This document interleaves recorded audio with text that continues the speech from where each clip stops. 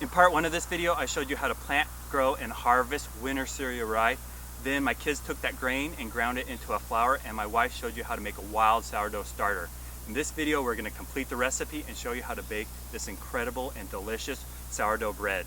So to make a sourdough bread, you need to start with your sponge. And the reason why you do a sponge is because it really helps the natural yeast to ferment, and it causes your bread to actually taste sour. So first off, what we start with is 3 cups of all-purpose flour, a cup and a half of lukewarm water, and I make sure that this water is filtered and doesn't have any chlorine or any kind of thing that might affect the yeast.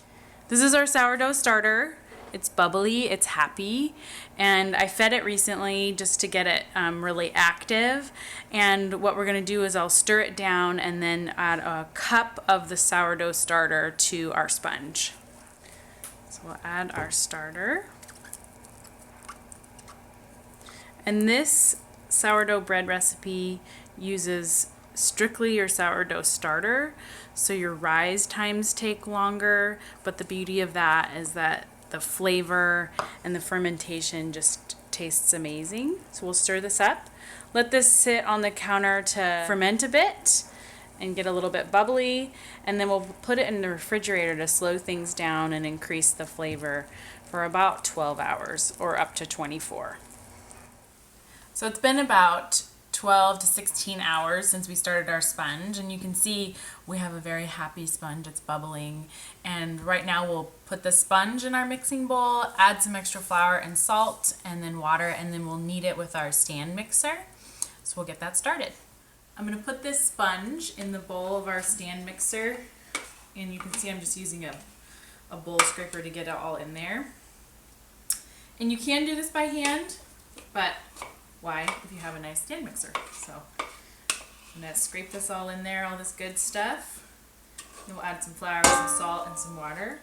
So the recipe comes from King Arthur Flour's blog, and they have a really great resource for people. This was the recipe, the method that we used to start our sourdough starter, and we had success. So I'm a big fan. So we'll just get this started, but the recipe just basically says knead it until it's smooth. So it's all kind of an art, and you just kind of do things until you get the results that you want. So I'm going to go ahead and add a cup of flour and our salt, which is 2.5 teaspoons of salt. And I'll put this on the mixer, and actually the first time I made this I ended up adding quite a bit of water. I like a really hydrated dough because you end up getting that super yummy, crusty, chewy bread. And we'll get this going, and you'll start it off slowly, and then you actually knead on speed 2, and again, maybe 5-10 minutes of kneading. At this point, I've added 1 cup of flour and no water, and the original recipe calls for a total of 2 cups. And so what I found worked really well was just adding about another 1/2 cup. And again, this really depends on your weather and how wet your original sponge was. And again, this is kind of an art form. But I like to add about another 1/2 cup, and then I'll add in kind of at a time, maybe a 1/4 cup to 1/2 cup of water at a time. All right, so this bread has been going for about 7 to 10 minutes kneading here, and we're gonna turn it out of the bowl. I like to use my dough scraper, my bowl scraper. It just is handy. You can see the dough's fairly sticky. That's the other reason why I like to use the stand mixer, is then I don't have to deal with that with my hands. But I use this bowl scraper, and I'll just plop it off into this greased bowl here.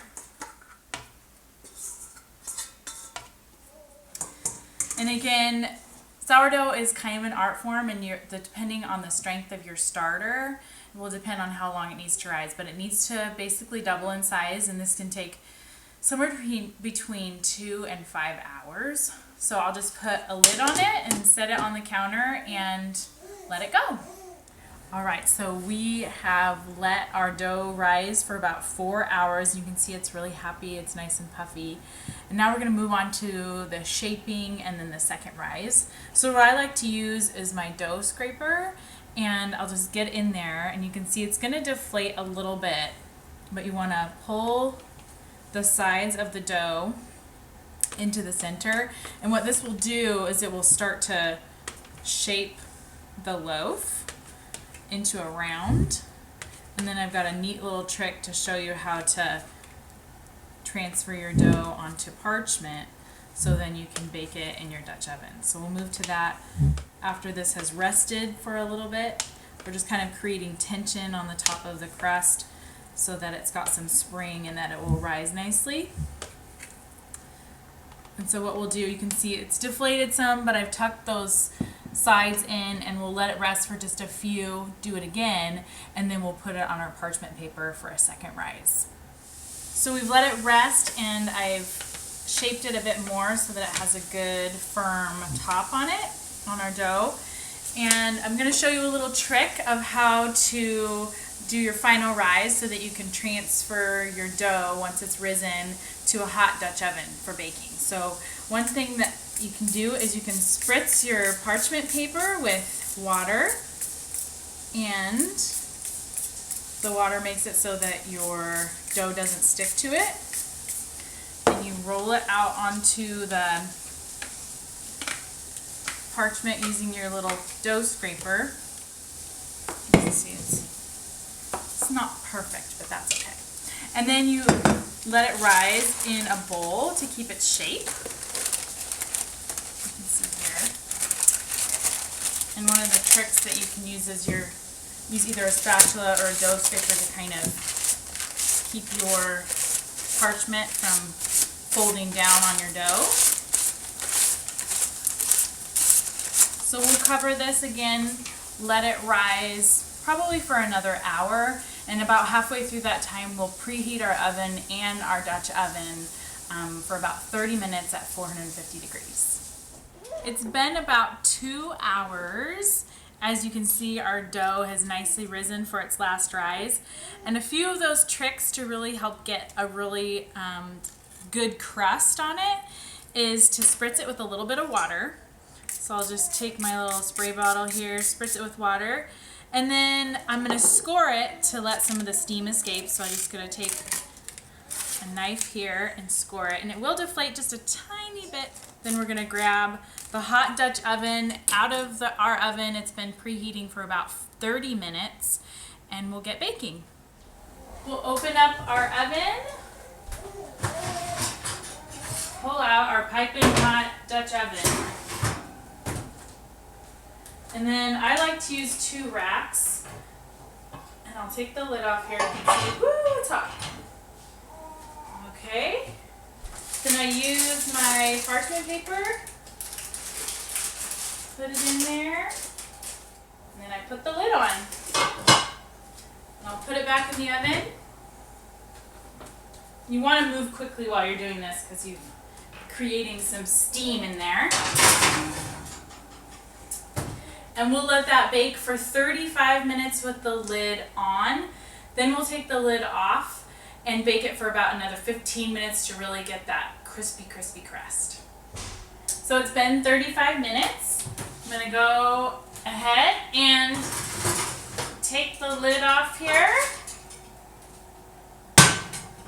It's already looking beautiful, but we'll let it bake for another 15 minutes or so that that crust gets really nice and golden brown. So it's been 10 minutes and we took a peek at our bread and it is done. It's a beauty.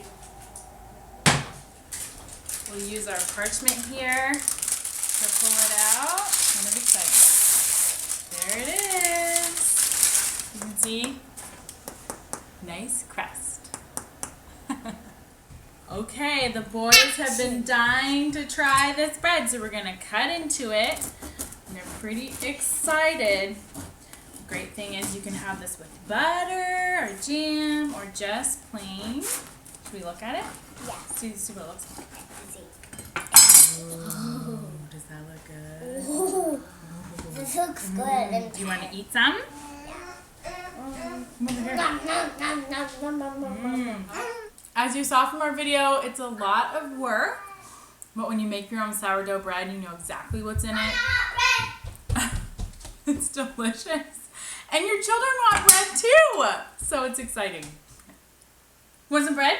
Come have some bread. Have some bread. Yay.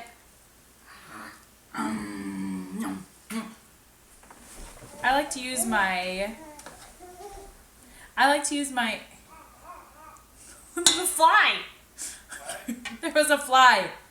Okay. I like to use my dough scraper, my bowl scraper. Oh my word, it just exploded. Is it on?